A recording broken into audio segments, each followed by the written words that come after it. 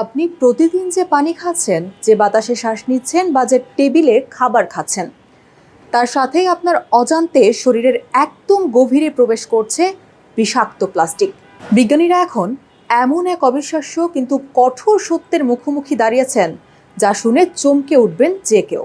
আপনার রক্তপ্রবাহ, আপনার ফুসফুস, মস্তিষ্ক এবং এমনকি পুরুষ প্রজনন কোষ বা শুক্রাণুতেও পৌঁছে গেছে প্লাস্টিকের ক্ষুদ্রতম কণা। একসময় প্লাস্টিক দূষণ বলতে আমরা ভাবতাম শুধুই নর্দমায় আটকে থাকা পলিথিন ব্যাগ, রাস্তায় পড়ে থাকা প্লাস্টিকের খালি বোতল কিংবা সমুদ্রে ভাসমান বর্জ্যের স্তূপ।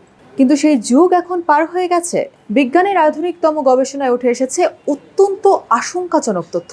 নদীনালা ও মাটিতে পড়ে থাকা সেই প্লাস্টিক পরিবেশের প্রাকৃতিক ঘর্ষণে, সূর্যের অতি বেগুনি রশ্মির প্রভাবে ভেঙে ভেঙে রূপান্তরিত হচ্ছে এক অদৃশ্য শত্রুতে।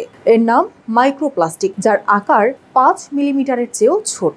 আর যখন এটি আরও ক্ষুদ্র হয়ে ন্যানো প্লাস্টিকের রূপ নেয়, তখন এর আকৃতি এতটাই ছোট হয়ে যায় যে এটি খালি চোখে দেখা তো দূরের কথা, খুব সহজেই মানুষের কোষের ভেতর পর্যন্ত প্রবেশ করে ফেলার ক্ষমতা রাখে। এখন প্রশ্ন উঠতে পারে, এই অতি ক্ষুদ্র প্লাস্টিক কণা কিভাবে আমাদের সুরক্ষিত দেহে প্রবেশ করছে? উত্তরটি লুকিয়ে রয়েছে আমাদের অত্যন্ত সাধারণ কিছু দৈনন্দিন অভ্যাসের মধ্যে। প্রথমত, খাবার ও পানীয়ের মধ্যে।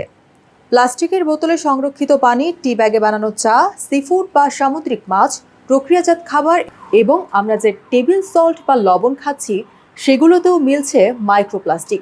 বিশেষ করে মাইক্রোওয়েভ ওভেনে প্লাস্টিকের বাটিতে খাবার গরম করা কিংবা প্লাস্টিকের ওয়ান টাইম কাপে ফুটন্ত চা ঢাললে কোটি কোটি ন্যানো প্লাস্টিক কণা তাৎক্ষণিকভাবে খাবারের সাথে মিশে যায়। দ্বিতীয়ত, বাতাসের মাধ্যমে। ঘরের সিনথেটিক কার্পেট, আসবাবপত্রের প্লাস্টিক কোটিং, পলিস্টার বা লাইলেনের পোশাকের ঘর্ষণ এবং শহরের রাস্তায় হাজার হাজার গাড়ির টায়ারের ক্ষয় থেকে তৈরি ধুলোকণা বাতাসের সাথে মিশে যাচ্ছে। প্রতিবার দীর্ঘ শ্বাস নেওয়ার সাথে সাথে এই বায়ুবাহিত কণাগুলো সরাসরি ফুসফুসের একদম গভীরের আলভিওলাইতে গিয়ে জমা হচ্ছে। সবচেয়ে শিউরে ওঠার মতো বিষয়টি ঘটে যখন এই কণাগুলো পরিপাকতন্ত্রে পৌঁছায়। পাকস্থলী ও অন্ত্রের অত্যন্ত সূক্ষ্ম কোষ প্রাচীর ভেদ করে এই প্লাস্টিক কণাগুলো ঢুকে পড়ে সরাসরি আমাদের রক্ত প্রবাহে। 2022 সালে নেদারল্যান্ডসের একদল বিজ্ঞানী সুস্থ মানুষের রক্তের নমুনায় প্রথমবারের মতো পেট ও পলিস্টাইরিন প্লাস্টিকের কণা শনাক্ত করে বিশ্বজুড়ে তোলপাড় সৃষ্টি করেছিলেন। একবার রক্তের প্লাজমায় মিশে যাওয়ার পর হৃৎপিণ্ডের পাম্পের সাহায্যে এই মাইক্রোপ্লাস্টিক শরীরের প্রতিটি অঙ্গে পরিবাহিত হয়। এটি রক্ত মস্তিষ্ক প্রতিবন্ধক বা ব্লাড ব্রেন ব্যালেন্স অতিক্রম করে মস্তিষ্কের সংবেদনশীল টিস্যুতে প্রবেশ করতে পারে। আরও উদ্বেগজনক তথ্য হলো, সাম্প্রতিক চিকিৎসা বিজ্ঞানের গবেষণায় পুরুষ প্রজননতন্ত্রের টেস্টিকুলার টিস্যু এবং শুক্রাণুর নমুনায় এই প্লাস্টিক কণার স্পষ্ট উপস্থিতি ধরা পড়েছে। রক্ত সংবহন তন্ত্রের মাধ্যমে প্রজনন অঙ্গে গিয়ে জমা হচ্ছে এই ক্ষতিকর কণাগুলো। প্রাণীদের উপর চালানো গবেষণায় দেখা গেছে মাইক্রোপ্লাস্টিকের উপস্থিতি শুক্রাণুর সার্বিক গঠন নষ্ট করে মোটিলিটি বা সচলতা কমায় এবং দীর্ঘমেয়াদে প্রজনন ক্ষমতায় মারাত্মক ধস নামায়।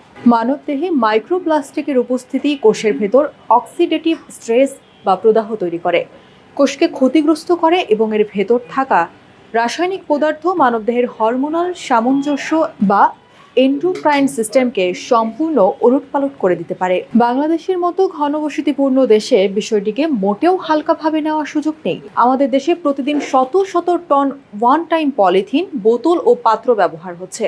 অনিয়ন্ত্রিতভাবে বর্জ্য পোড়ানোর কারণে শহরের বাতাসে মারাত্মক বিষাক্ত প্লাস্টিক ধূলিকণা ভাসছে।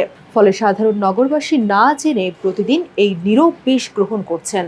এই প্রযুক্তি ভিত্তিক বিশ্বে মাইক্রোপ্লাস্টিক একেবারে শূন্যে নামিয়ে আনা কঠিন, তবে সচেতনতায় আমরা ঝুঁকি অনেক কমাতে পারি। খাবার ও পানীয়ের জন্য প্লাস্টিক বাদ দিয়ে কাঁচ, সিরামিক বা স্টেইনলেস স্টিলের পাত্র ব্যবহার শুরু করুন। মাইক্রোওয়েভে প্লাস্টিক ব্যবহারে পুরোপুরি না বলুন। সুতির পোশাক ও প্রাকৃতিক তন্তুর ব্যবহার বাড়ান এবং বাসাবাড়ি ধুলামুক্ত রাখুন। আতঙ্কিত না হয়ে অভ্যাসে পরিবর্তন আনাই আমাদের শরীর ও ভবিষ্যৎ প্রজন্মকে সুরক্ষার সেরা উপায়।